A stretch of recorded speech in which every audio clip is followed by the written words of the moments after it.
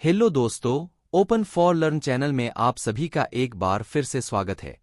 दोस्तों, भारत के स्वदेशी स्टील्थ फाइटर जेट को लेकर आखिरकार भारत ने वह फैसला ले लिया है जिसका इंतजार कई सालों से हो रहा था। इस फैसले के साथ ही भारत का यह 5+ जनरेशन का योद्धा तय समय से पहले ही दुश्मनों के सामने उड़ान भरता हुआ नजर आने वाला है। आज इसको लेकर धमाकेदार खुशखबरी सामने आई है।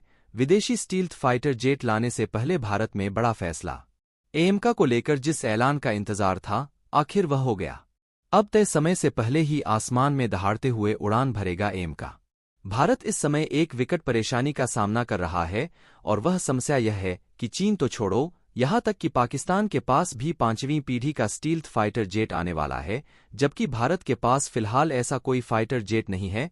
और अगर ऐसा हो गया तो भारत के लिए बहुत ही बड़ा खतरा साबित हो जाएगा। पाकिस्तान एक नहीं बल्कि दो देशों से दो अलग अलग स्टील्थ फाइटर जेट लेने वाला है।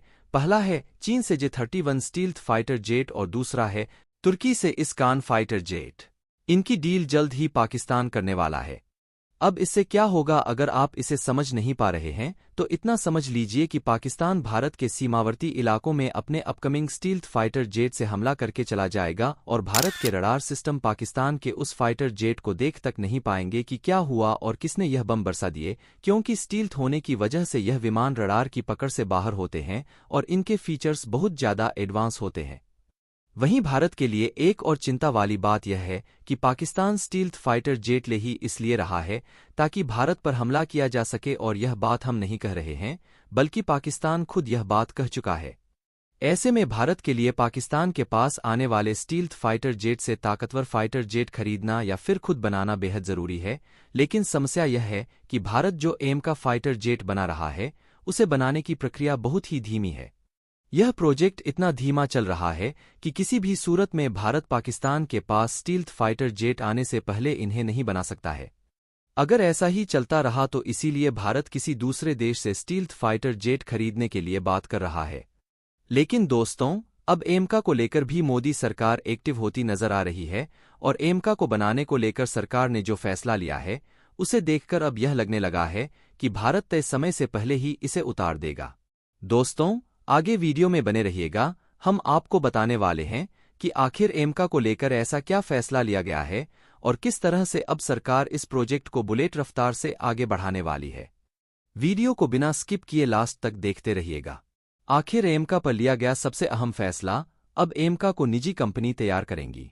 बुलेट रफ्तार से एएमका को जो कंपनी अब तक बना रही थी वह है सरकारी HAL, लेकिन इसकी धीमी गति के चलते यह प्रोजेक्ट पहले से ही बहुत लेट हो गया है। इसी के कारण अब इसमें निजी कंपनियों को भी शामिल करने का फैसला किया जा रहा है और ऐसा हुआ तो यह प्रोजेक्ट बुलेट रफ्तार के साथ आगे बढ़ेगा और यह बताया जा रहा है कि इस फैसले के बाद एएमका प्रोजेक्ट बहुत जल्दी रेडी हो जाएगा। साथ ही एएमका को बनाने और इसकी डिलीवरी समय पर करने के लिए ही निजी कंपनियों को इसमें शामिल किया जा रहा है और आज से 6 महीने में इसके मॉडल पर बड़ा फैसला लिया जाएगा।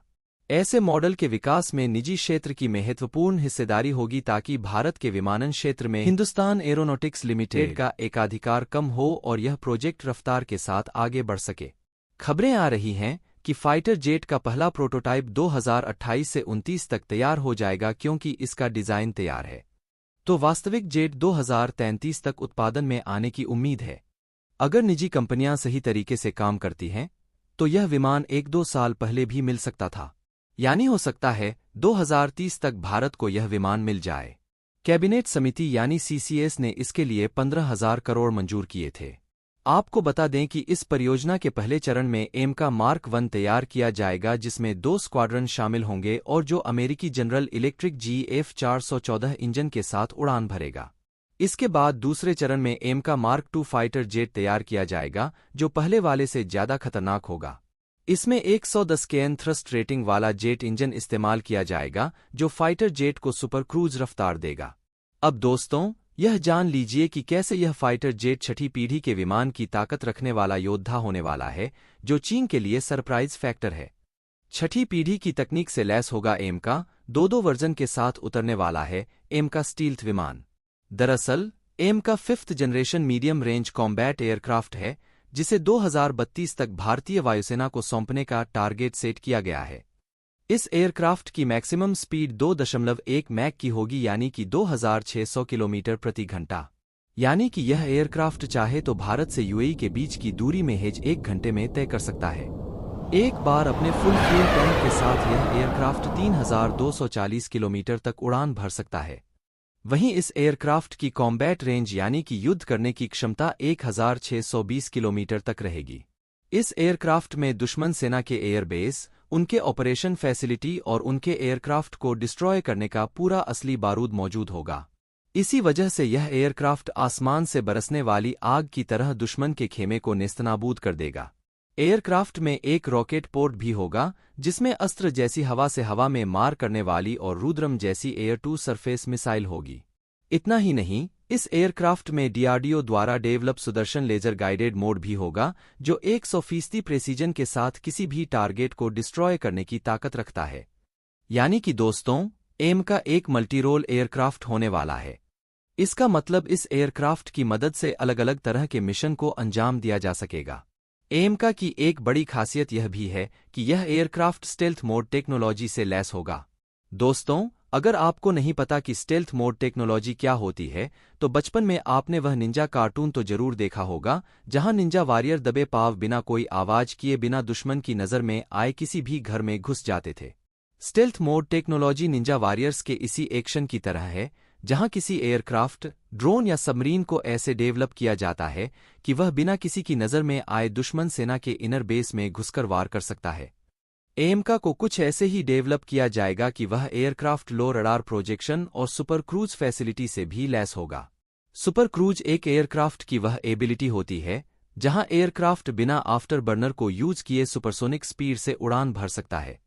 बेसिकली, आफ्टर बर्नर एयरक्राफ्ट में मौजूद एक ऐसा टूल होता है जिसकी मदद से किसी एयरक्राफ्ट को स्पीड ऑफ साउंड से तेज उड़ाया जा सकता है।